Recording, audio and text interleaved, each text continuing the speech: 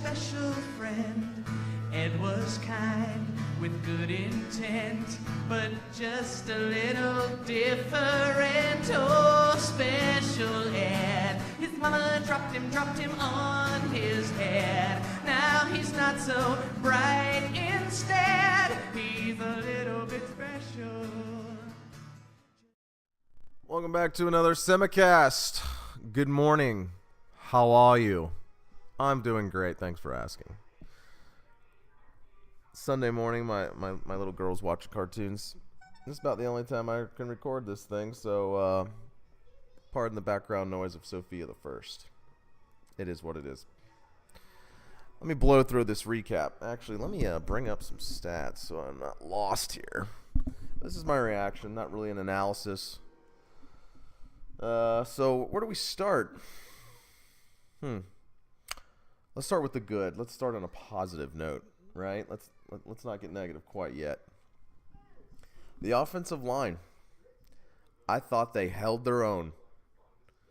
Did Bama get in the backfield here and there? Yeah, of course they did. They're freaking Bama. But in general, I was pleased with the offensive line play because if you watched my preview video, I said if the line can just be competent, I understand they might have some breakdowns here and there, but if they can just be competent, play maybe average to above average, hey, that could be good enough to win. Wasn't good enough to win, obviously, but I thought the line held their own for the most part. I mean, there's times where I was like, oh, wow, look, Francois got time. Oh, he's got time again. So that's number one. I thought the O-line played pretty solid overall, especially when you factor in that the opponent is Bama. Specifically, Eberle. He didn't look like the piece of total dog shit that he did last year. Maybe that surgery did some things. Some other positives. I love the receiving trio. Did they blow it up statistically? No, not all their fault, but clearly they provided mismatches that I mentioned in my preview. You can't teach 6'5" or 6'3". Tate made a big downfield catch. Of course, he had the one and only touchdown catch. You can't do much with 6'5". To me, that was positive. They will provide you with some big plays. And of course, the other positive, the obvious one, the defense, man. The defense played lights out. Don't pay attention to the 24 points, okay? People that base how well or how poorly a defense does on points allowed are probably the same people that still care a lot about batting average. All right? Points allowed is not the best way to evaluate defense, by any stretch. This is 2017. Can we move past points allowed as, some great barometer for how good or bad a defense is? Bama, through 3 quarters, started their drives, on average, at the 41-yard line. That is insane to me. Their own 41, and yet the game was, I think, 21-7 after 3 quarters, despite Bama average starting field position being at their own 41.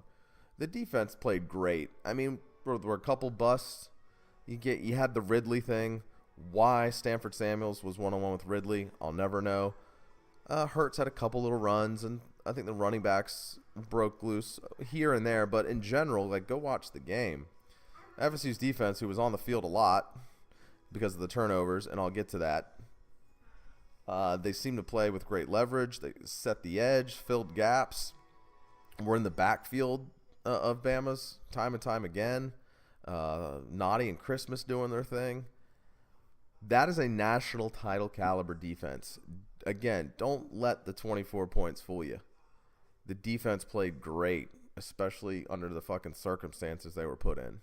Okay, so to me, those are the positives. The O-line play, if they can play that against Bama, that's solid enough, then against lesser talented fronts, they should do just fine. They should not look embarrassing versus anyone else. The receivers, and like I said, that defense was great. I don't know how you cannot come away from that game and think the defense didn't play great. Now let's go to the negatives or reasons they lost. Special teams. Not very special. They were terrible. Terrible. This has been an ongoing theme for what? 3 seasons or more, it seems like. It's just you couldn't have a worse day on special teams. I don't think you could if you tried. Aguayo gets his field goal blocked, which I was pretty intoxicated during the game. But if I recall, I don't think it was just some horrible blocking up front. It was like a 30-something yarder, if memory serves. And I think he just had a low kick. It's a crap low kick that was blocked. Like, how are you getting 30-something yarders blocked? I could see a 45 to 50 and beyond. You know, you got to get a little bit lower trajectory to get the distance. But a 37-yarder, you're getting it blocked at the line of scrimmage. I don't know. Someone in the comments correct me. My memory might be a little fuzzy based on how much I had to drink. But that's number one. You get a punt blocked. Tyler in general sucked at punting yet again. Oh, and Keith Gavin doesn't know when to stay in the end zone or get out of it. Like everyone wanted to point at the Michigan game where he had that great return. Well, if we look back and you recall, that started out pretty poorly. He wasn't supposed to bring it out. At least Kermit Whitfield didn't want him to. I remember him jumping up and down, pissed because Gavin took it out of the end zone, like after hesitating. He did that at least 2 times, I remember. And then when he did that, what was it, in the third quarter or was it the fourth quarter? Of course, he fumbles and gives Bama the ball. Oh, here you go, Bama, right on the 10-yard line. Oh, there's my little one. So special teams, that's the number one negative. I mean, I hate to say the loss is only on special teams, but it's hard not to. You get a blocked field goal, a blocked punt, your net punting average was dog shit, and you fumble a kickoff return. Yeah, that's probably not going to win you many games versus, I don't know, Bama. That's like not the recipe to win there. So that was just atrocious across the board. I'm tired of it. Jay Graham, maybe you should just stick to running backs exclusively because whatever little bit of special teams coaching you do, it's not working. I mean, that was bad. This was a game. If it weren't for special teams. The defenses on both sides were just, it was a slugfest. Neither offense was doing a lot. Couple big plays here and there. But at the end of the day, Bama, I think, had 4.48 yards per play. Not very good. FSU had 4.14. Not very good. But that's very close to one another. This game was competitive on offense and defense. But there is that third element called special teams. It does exist. It is a part of the game. And it's a huge reason that FSU not only lost, but the score looked more lopsided than it was. Other negatives or maybe critiques, whatever. The game plan. FSU came out throwing, which I didn't mind. Like, I got it, It's Bama. Like, if you're going to beat them, you need to beat them through the air more often than not. But I figured at some point after they made some plays in the passing game, in which they did early on in the game, they made some plays. Gavin had a catch. Tate had that long catch. You figured they'd go to the running game a little more consistently, after a while. And so when they switched to the running game, not having a lot of success, especially with the Jock. And Jock is just not the type of running back that can beat Bama. You know what I mean? Like, he needs a little more momentum going by the time he gets to the line of scrimmage to have a chance to break out, maybe run by some people, run over some people. But you need a more dynamic, explosive guy. And so he didn't have a ton of success carrying the rock. And then they switched to Akers, which I thought they waited too long to make that switch, by the way. I don't know. I feel like, if memory serves, he didn't get a carry in the first quarter. Like, I felt they should have went to him a little earlier. Split the carries a little more earlier in the game than they did. And so when he finally got some PT, you saw the difference right away. Like, just the first step is just so much quicker than Jock. He gets to the line of scrimmage so much quicker. Had a couple good runs, and you're thinking, all right, well, now we're going to mix in the run a little more consistently now. We passed it first, but no, not really. It seems like they abandoned it right off the bat and just went back to throwing again. And I didn't get that. I just really didn't get that. And I know at a certain point in the game, when you're down 21-7 in the fourth, 24-7, okay, you got to throw at that point. But I'm talking before you got to that point. It seemed like they kind of abandoned it too quickly. I thought Francois had those 2 bad picks. I got to look up his numbers. He had a couple big plays he missed where guys were just running open. Was it a third down in the first half? It was like a play action or an RPO or something like that where he kind of rolled right. And all he had to do was just lob the fucking ball downfield. And Gavin was just wide the fuck open. But yeah, if my drunken memory serves me, those interceptions were pretty bad. I'm trying to think of some other thoughts I had. I'm looking at the numbers now. Okay. Francois was 19 of 33, which is meh. What is that, like 60% or something? 210 yards and a touchdown. Jalen Hurts, 10 of 18, 96 yards. Shitty. Akers had 10 carries for 30 yards. Harris had 9 for 73. Leading receiver was Gavin, 7 catches, 50. Ridley had 7 catches for 82. And most of those were on one play. Let's see. I'm trying to get to the team stats. I don't want to be too boring with numbers, but I actually haven't looked at this myself. All right, team stats. Yeah, just as I suspected. Total yards, FSU, 250. Bama, 269. It's pretty close.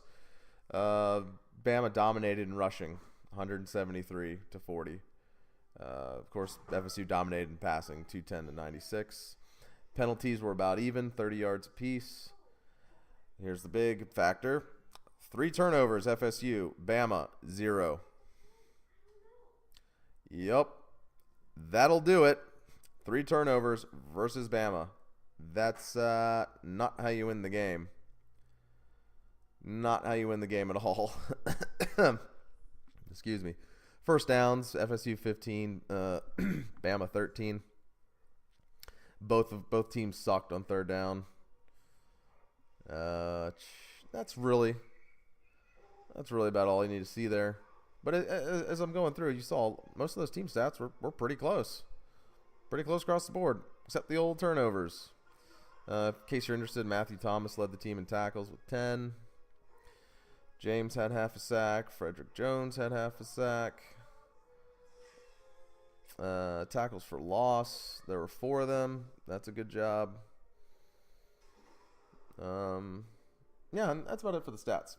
What else? I might be forgetting something. Oh, the pass interference right before halftime, or the non-pass interference. Again, that's not nowhere near the reason why FSU lost, but that was so garbage. So fucking garbage. I've seen still pictures. I've seen replays, obviously. It's pass interference all day. And it occurred in the end zone. So the ball could have been at the 2-yard line, 1st and 10, or 1st and goal. With FSU given an opportunity to go into halftime up 14-10. And maybe if they go to it in halftime 14-10, maybe that does change some things about the game, the way it's called. And my little girl's going crazy. But damn, I almost forgot that. God, that was such a dog shit call. The ref, I think he was standing like right there. Like, how the fuck do you miss it? The defensive back is facing the receiver with his back to the ball, and he essentially just runs right into Nooney Murray's chest before the ball gets there. No call. And I think that was precluded the blocked field goal. Like, they had to settle for a field goal because that call wasn't made, and it got blocked. Anyways, enough about that. But Knew I was forgetting something. God, that was dog shit. Both offenses struggled. Not shocking, because both defenses are very good. But this game is not the 24/7 you see on the scoreboard. It's just not. Special teams, Jesus. I mean, that's just golly, so bad.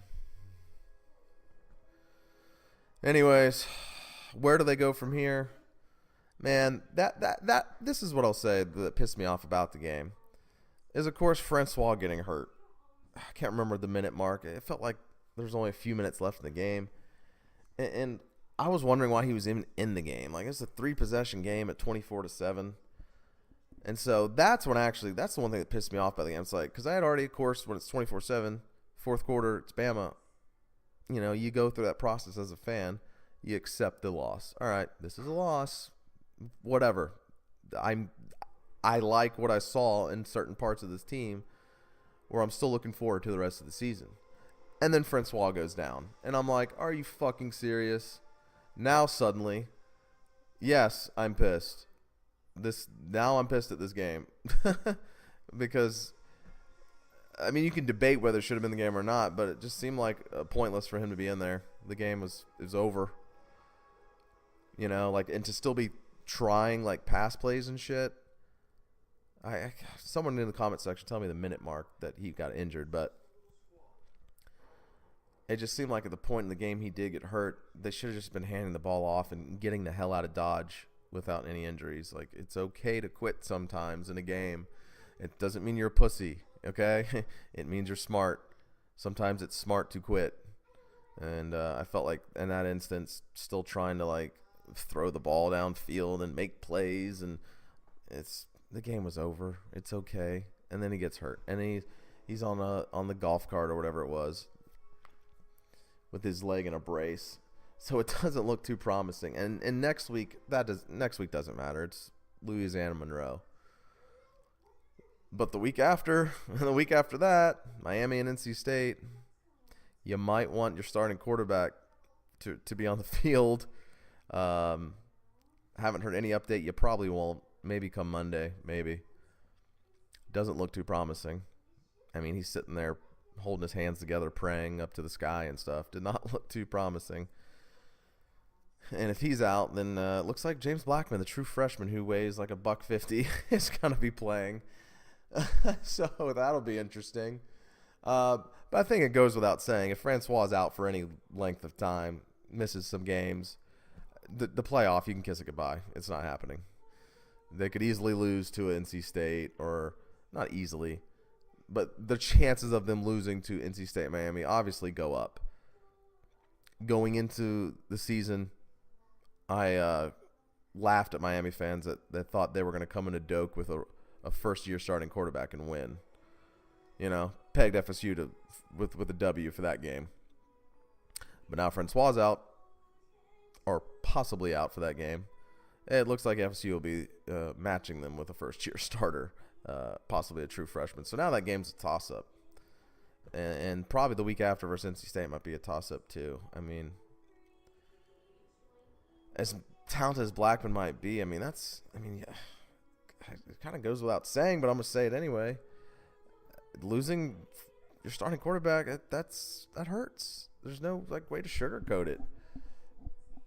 Blackman might come in and do some positive things, but right now, if you want to be concerned, that's no problem. You have a right to be concerned until you hear that Francois is going to return at such and such date. So, guess keep an eye out for that injury update. But that obviously was the worst part of the game. I mean, screw the loss and all the negatives that were in it with the special teams and the turnovers. I mean, you lost Francois in a game that was already over, so that sucked. Anyways, that's my initial reaction on a hungover Sunday. Thank you for listening. Please subscribe if you're a first-time listener. And I'm out.